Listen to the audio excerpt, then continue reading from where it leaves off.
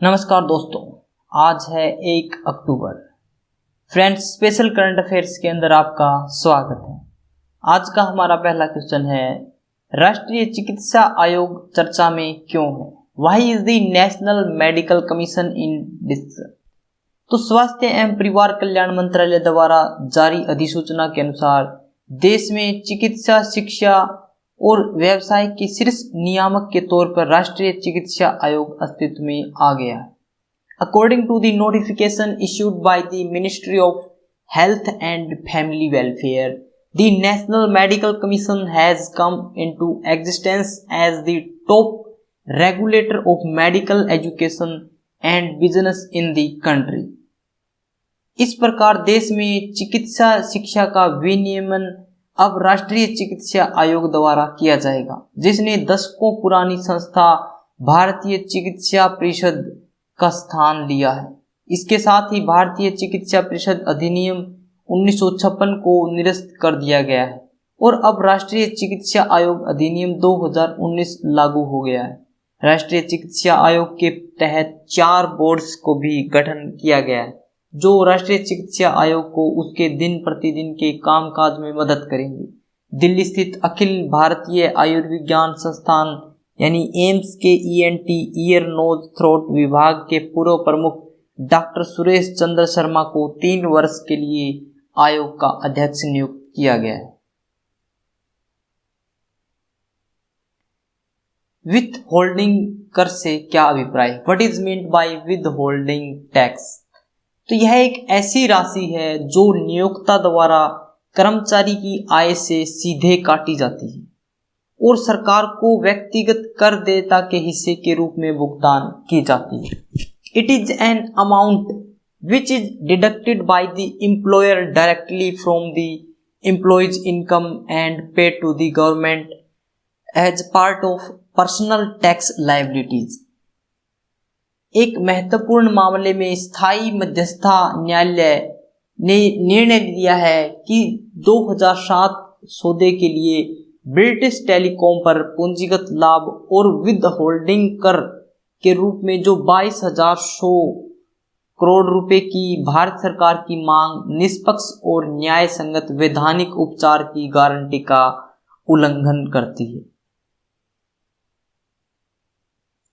द्विपक्षीय निवेश संधि क्या है? What is bilateral investment treaty? तो 6 नवंबर 1995 को भारत और नीदरलैंड ने एक दूसरे के अधिकार क्षेत्र में कंपनियों के निवेश को बढ़ावा देने और कंपनियों को संरक्षण प्रदान करने के लिए द्विपक्षीय निवेश संधि पर हस्ताक्षर किए थे।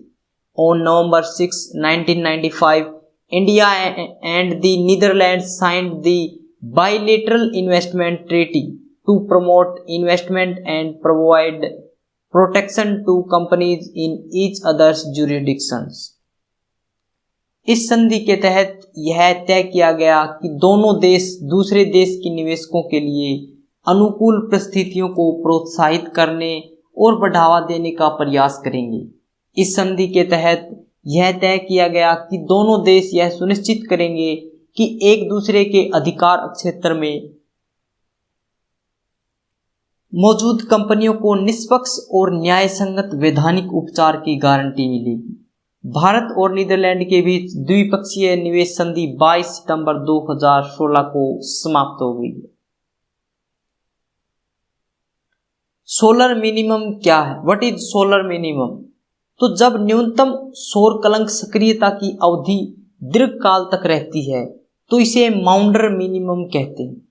When the period of minimum solar stigma is active for a long time, it is called Maund minimum। 1645 और 1715 के बीच की अवधि में सौर कलंक परिघटना में विराम देखा गया, जिसे माउंडर मिनिमम कहा जाता है।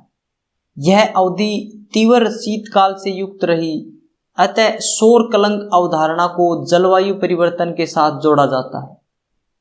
माउंडर मिनिमम के अंतिम समय के दौरान सौर विकिरण में 0.22% की कमी अवलोकित की गई थी।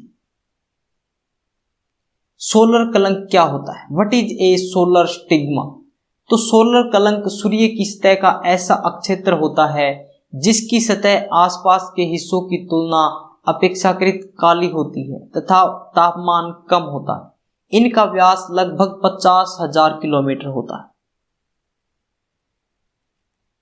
Solar stigma is the area of the surface of the sun whose surface is relatively dark compared to the surrounding areas and the temperature is low. Their diameter is about 50,000 kilometre. ये सूर्य की बाहरी सतह अर्थात photosphere के ऐसे अक्षेत्र होते हैं जहां किसी तारे का चुंबकीय अक्षेत्र सबसे अधिक होता है। यहाँ का चुंबकीय क्षेत्र पृथ्वी की तुलना में लगभग 2500 गुना अधिक होता है। सामान्यतः चुंबकीय क्षेत्र तथा तापमान में व्युत्क्रमानुपाती संबंध होता है अर्थात तापमान बढ़ने पर चुंबकीय क्षेत्र घटता है।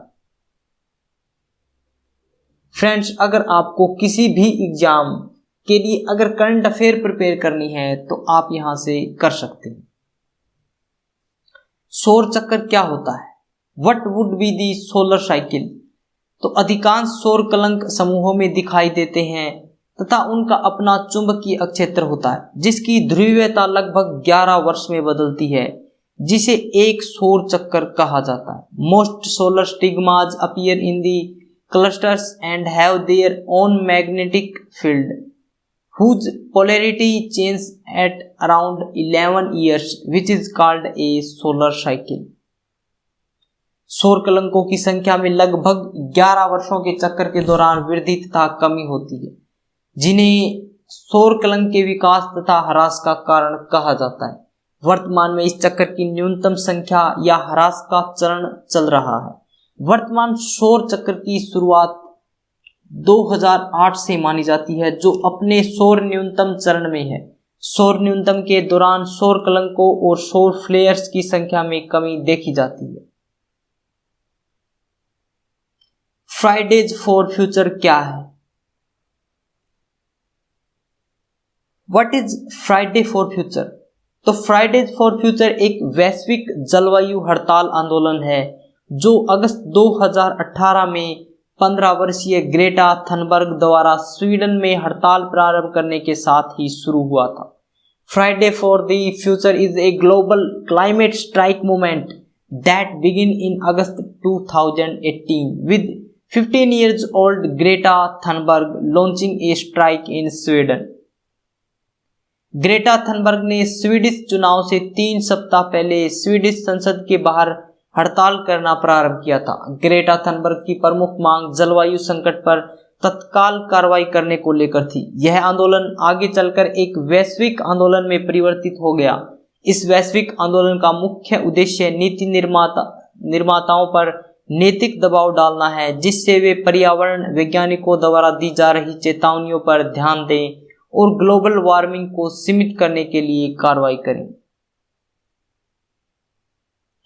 पर्यावरणीय प्रभाव मूल्यांकन क्या होता है? What is an environment impact assessment?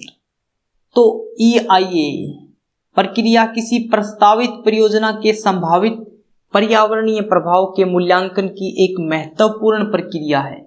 यह एक परियोजना जैसे कि खान, सिंचाई, बांध, औद्योगिक इकाई या अपशिष्ट उपचार संयंत्र आदि के संभावित प्रभावों का वैज्ञानिक अनुमान लगाती है। The EIA process is an important process to evaluate the potential environmental impact of a proposed project. It makes a scientific estimate of the potential impacts of a project, such as a mine, irrigation dam, industrial unit और waste treatment plants. EIA की प्रक्रिया में किसी भी विकास परियोजना या गतिविधि को अंतिम स्वीकृति देते समय सार्वजनिक परामर्श को ध्यान में रखा जाता है। मूल रूप से यह एक निर्णय लेने वाला उपकरण है जो यह तय करता है कि परियोजना को मंजूरी दी जानी चाहिए या नहीं। पर्यावरण संरक्षण अधिनियम 1986 के तहत निहित शक्तियों का प्रयोग करते हुए केंद्र सरकार द्वारा मसौदा अधिसूचना जारी की जाती है।